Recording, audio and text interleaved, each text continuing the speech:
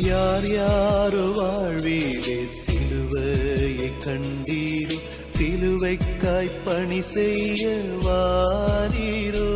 கிறிஸ்துவுக்குள் பிரியமானவர்களே, மரணத்தை ஜெயித்து உயிரோடு இழந்த ஆண்டவர் இயேசு கிறிஸ்துவின் நாமத்தினாலே NGPM SMPM மிஷனரி இயக்கத்தின் சார்பில் உங்கள் அனைவருக்கும் அன்பான வாழ்த்துதலையும் எழுந்து கட்டுவோம் வாருங்கள் என்கிற நிகழ்வுக்கு உங்களை அன்போடு கூட அழைக்கிறோம். SMPM ஒரு மிஷனரி இயக்கம்.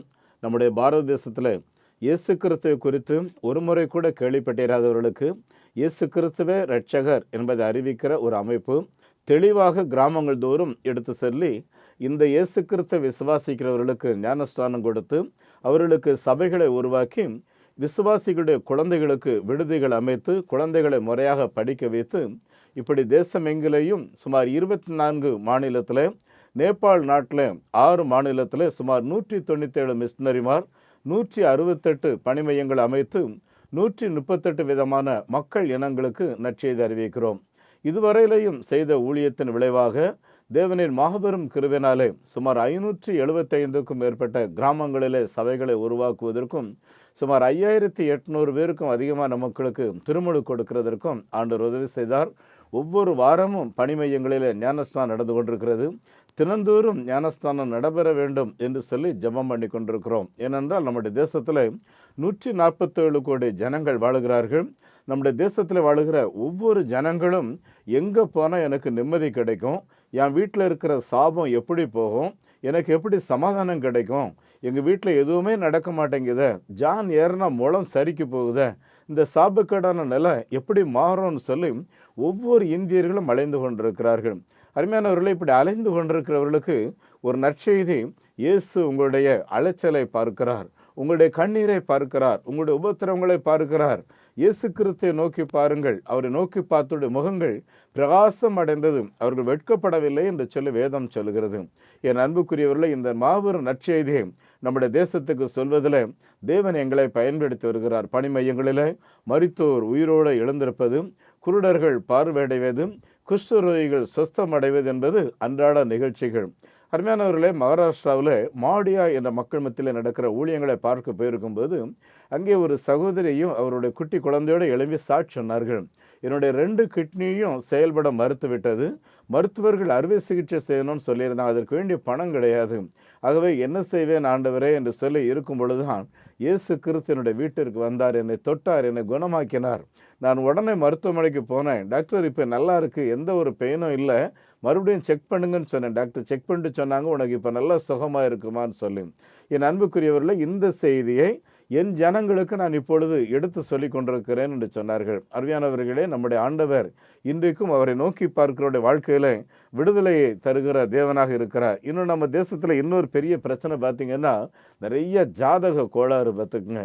அருமையானவர்களே, நீ பிறந்த நேரம் சரியில்லை, ஆகவே உன்னுடைய ஜாதகம் சரியில்லை, உனக்கு இது நடக்காது, நீ சாபக்கேடான நிலை தான் இருக்கணும், உன் தலைவிதி இதுதான் அப்படின்னு சொல்லி மேலும் மேலும் ஜனங்களை முடமாக்குகிற நிகழ்வுகள் ஏராளமாக நடந்து கொண்டிருக்கிறது. அன்புக்குரியவர்களே, ஆண்டவராகிய இயேசு கிறிஸ்து, நீ பயப்படாதே, நான் உன்னோடு கூட இருக்கிறேன், திகையாதே, நான் உன் தேவன், உன்னை பலப்படுத்தி உனக்கு சகாயம் பண்ணுவேன், என் நீதியின் வலது கரத்தினாலே உன்னை தாங்குவேன் என்று சொல்லியிருக்கிறார். அருமையானவர்களே, கடந்த நாளில் கந்தமால் டிஸ்ட்ரிக்ட் ஒரிசாவில் இருக்கு, அங்கே போயிருந்தோம்.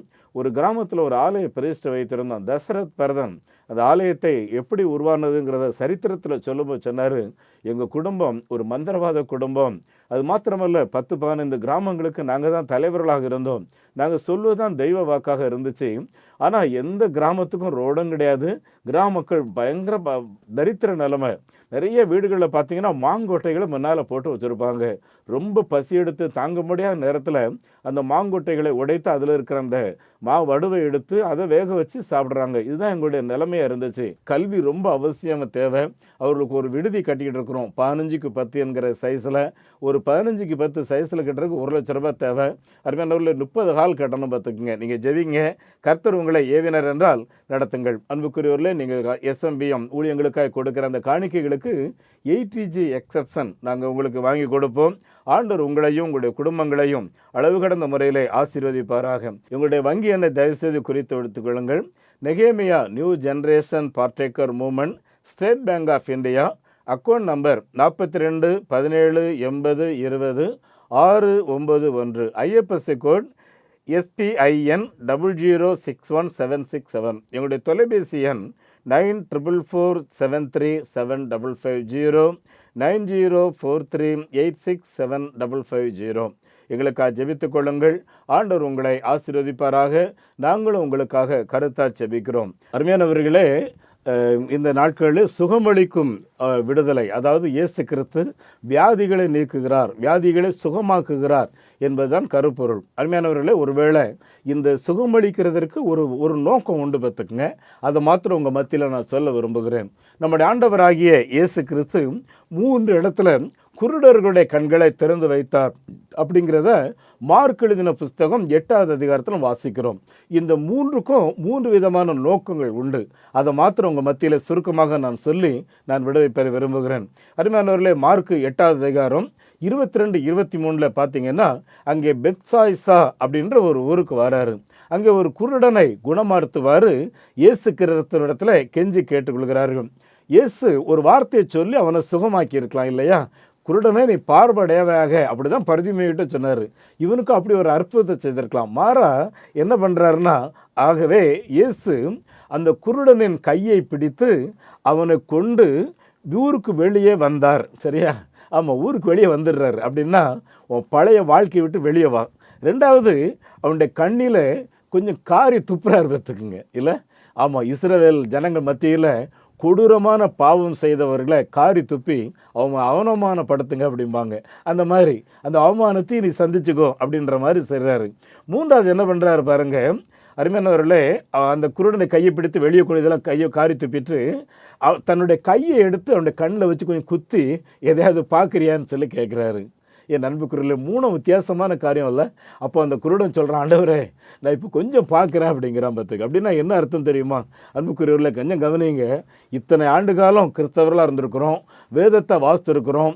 அருமையானவர்களே, வேதத்தை சின்ன வயசில் பள்ளிக்கூடத்தில் கூட வசனத்தை மனப்பாடம் பண்ண சொல்லி ஆனால் ஒரு நாளும் கூட அந்த வசனத்தின் வல்லமையை, அந்த வசனத்தில் இருக்கிற அந்த குணமளிக்கும் மகிமையை, அந்த வசனத்தில் இருக்கிற சமாதானத்தை அறிந்து கொண்டதே கிடையாது. கண்ணிருந்தும் குருடர்களை போல தானே இருந்திருக்கோம்ல, உணர்வே இல்லையே. இன்னும் கொஞ்சம் யோசித்து பாருங்களேன் அருமையானவர்களே, பல நேரங்களில் இது தவறுன்னு தெரிஞ்சிருந்தோம் துணிந்து போய் செய்கிறோமே இல்லை? மனசாட்சி அப்படியே மழுக்கடிக்கிறோம்ல. நிறைய வாலிப பிள்ளைகள் இன்னைக்கு பள்ளிக்கூடம் போகிறேன், வேலைக்கு போகிறேன்னு சொல்லி ஹோட்டலில் போய் டான்ஸ் ஆடிட்டு வர்றாங்களே. வீட்டில் அப்படி சொல்லிட்டு தான் போனீங்களா? கொஞ்சம் யோசித்து பாருங்கள் அருமையானவர்களே. கண்கள் இருக்குது, கால் இருக்குது, எல்லாமே உடலில் அழகு இருக்குது. அருமையானவர்களே, நான் உணர்வு மட்டும் இல்லையே, மனசு கடினமாக இருக்குல்ல. நிறைய நேரங்களில் ஐயோ நான் தப்பு பண்ணிட்டேனே அப்படின்னு சொல்லி உள்ளத்துக்குள்ள ஒரு பயம் இருக்கு இல்லையா? என் அன்புக்குரியவர்களே, இயேசு அவனுடைய கண்களை கொஞ்சம் தொட்டு லேசாக குத்தி காட்டுறாரு. உனக்கு ஏதாவது தெரியுதா இல்லை? கொஞ்சம் யோசித்து பாருங்கள். இப்போவாது உணர்வு இருக்கா? உள்ளத்தில் ஒரு உணர்வு வந்துட்டுனா உடனே மனம் திரும்புங்கம்மா, மனம் திரும்புங்க.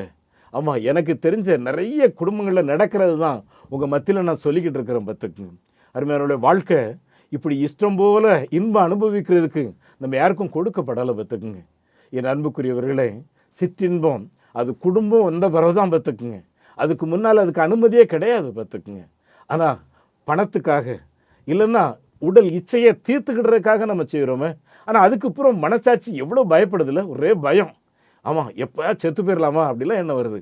என் அன்புக்குரியவர்களே, இன்றைக்கு இந்த வார்த்தைகளை கேட்டுக்கொண்டிருக்கிறவர்களே, சற்று உணர்வோட அந்த குருடனை இயேசு சுகமாக்குறதுக்கு ஒரு காரணம், நீ உணர்வுள்ளவனாக வாழ்க்கையில் வாழ வேண்டும் என்பதற்காக. 2வது, இயேசு கிறிஸ்து ஒருவனை குணமாக்குகிறார். பார்த்துக்குங்க அருமையானவர்களே, இந்த இயேசு கிறிஸ்து இன்னொருவனை குணமாக்குகிறதற்கு அவன் ஒரு பிறவி குருடன். இதை யோவான் 9வது அதிகாரத்தில் வாசிக்கலாம். அப்போது இயேசு கிறிஸ்துடைய சீசர்கள்லாம் இயேசுவின் இடத்துல கேட்குறாங்க, ஆண்டவரே இவன் பிறவிலே இப்படி குருடனாக பிறந்திருக்கிறான், இது இவன் செய்த பாவமா இல்லைங்க இவங்க அம்மா அப்பா செய்த பாவம் இல்லை முன்னோர்கள் செய்த பாவமா? இந்தியாவில் பொறுத்த வரைக்கும் இந்திய பிலாசாபி படி நிறைய பேர் எங்கள் தாத்தா பாட்டியோட சாபம், இவங்களுடைய முப்பாட்டனோட சாபம் எங்கள் குடும்பத்தை இப்படி சீரழிச்சிக்கிட்டு இருக்கு அப்படி தான் நிறைய பேர் நம்பி புண்ணியம் தேடி ஓடுறாங்க. பார்த்துக்குங்க. அதே மாதிரி தான் இங்கேயும் இவனுக்கு ஒரு பார்வை இல்லை.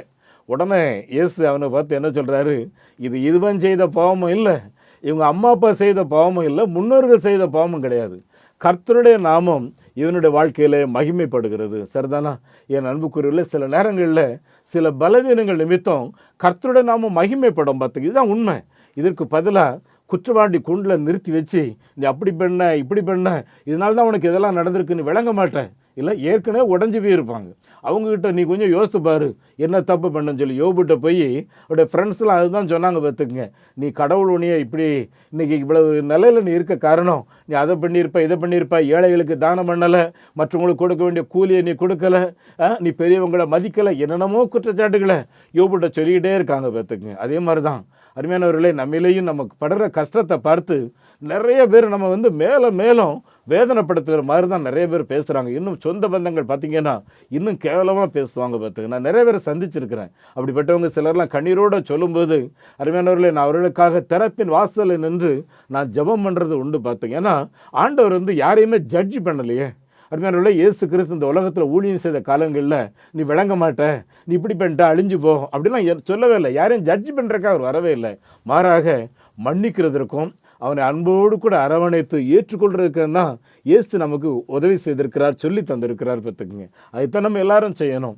இங்கே இந்த இயேசு இந்த மனிதனுக்கு அவனுடைய கண் பார்வையை திறந்து விட்டு என்ன சொல்கிறாரு, மகனே, இனி அதிக கேடான எதையுமே நீ செய்திடாத, நீ எனக்கு மகன் சொல்லி அவனை உற்சாகப்படுத்துகிறார். பார்த்துக்குங்க, அருமையானவர்களே, உங்கள் வாழ்க்கையிலையும் இயேசு உங்களை மகனாக ஏற்றுக்கொள்வது மாத்திரம் இல்லை, நீங்கள் நல்லா சிறந்து வாழணும்னு சொல்லி அவர் விரும்புகிறார். பார்த்துக்குங்க, அருமையானவர்களே, நடந்த ஒரு சம்பவத்தை சொல்லி முடித்துறேன்.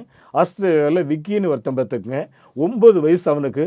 பிறந்ததுலேருந்து 2 கைகள் கால் கிடையாது, ஒரு முடம்.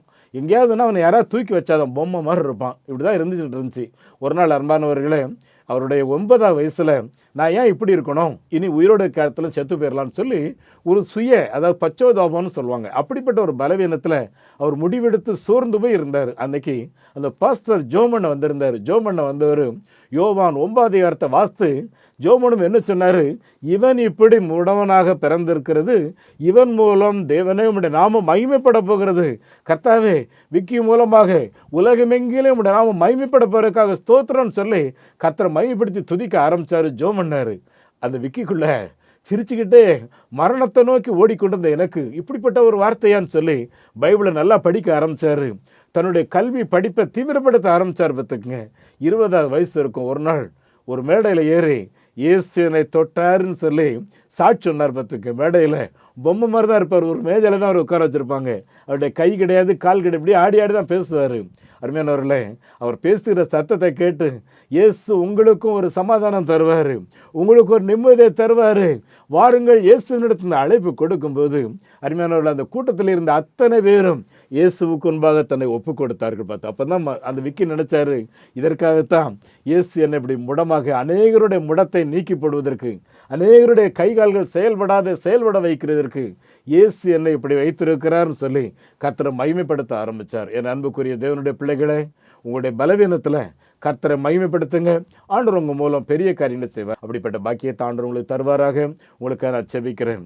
எங்கள் பரலோகத்தின் நல்ல பிதாவே, இந்த வார்த்தைகளை கேட்டுக்கொண்டிருந்த அருமையான கர்த்தருடைய பிள்ளைகள் ஒவ்வொருவருக்காக உம்மை நாங்கள் ஸ்தோத்திரிக்கிறோம். நன்மையான எந்த ஈவும் பூரணமான எந்த வரமும் ஜோதிகளின் பிதாவினிடத்திலிருந்து இறங்கி வருகிறதா இருக்கிறது வேதத்தில் வாசிக்கிறோமே. இன்றைக்கு இந்த வார்த்தைகளை கேட்ட ஒவ்வொருடைய வாழ்க்கையிலையும் உம்முடைய கரத்திலிருந்து நன்மைகள் இறங்கி வந்து கொண்டே இருக்கட்டும். ஆண்டவரே, சத்தியத்தின் வெளிச்சத்தில் நடக்கிறோக்குங்கிறத உம்முடைய பிள்ளைகள் அறிந்து இந்த குணமளிக்கும் மகிமையை ஒவ்வொருவரும் பெற்றுக்கொள்வதற்கு இயேசுவே நீர் கிருபை செய்ய வேண்டும் என்று சொல்லி ஜெபிக்கிறேன். நான் ஜெபித்து கொண்டிருக்கிற நேரத்தில் அசுத்தாவினாலே யாரெல்லாம் அலக்களிக்கப்படுகிறார்களோ, யாரெல்லாம் சாபக்கேடான நிலைமையில் இருக்கிறார்களோ, இயேசு கிறிஸ்துவின் மகிமை அவர்களை தொட வேண்டும் என்று சொல்லி நான் ஜெபிக்கிறேன். ஆண்டவரே, அப்படின்னு செய்கிறதற்காக ஸ்தோத்திரம். ஆண்டவரும் இரட்சகருமாகிய இயேசு கிறிஸ்து நாமத்தில் இந்த ஜெபத்தை கேட்கிறேன் பிதாவே, ஆமேன். நம்முடைய ஆண்டவர் இயேசு கிறிஸ்துவனுடைய கிருபையும் பிதாவாகிய தேவனின் அன்பும் பரிசுத்த ஆவியானவரின் பராமரிப்பு நடத்தல் ஆசீர்வாதம் நம் அனைவரோடும் இன்றும் என்றும் சதா காலங்களிலேயும் தங்கியிருப்பதாக. ஆமேன். இந்த மாபெரும் நற்செய்தி பணியில் ஒரு ஆதிவாசி குழந்தைய நீங்க 600 ரூபாய் கொடுத்து படிக்க வைக்கலாமே, உங்களால் ஏன்ற தொகையை கொடுத்து ஒரு ஆலயங்கள் கட்டுவதற்கு தீர்மானம் எடுக்கலாமே. உங்களுடைய பங்குகள் என்ன?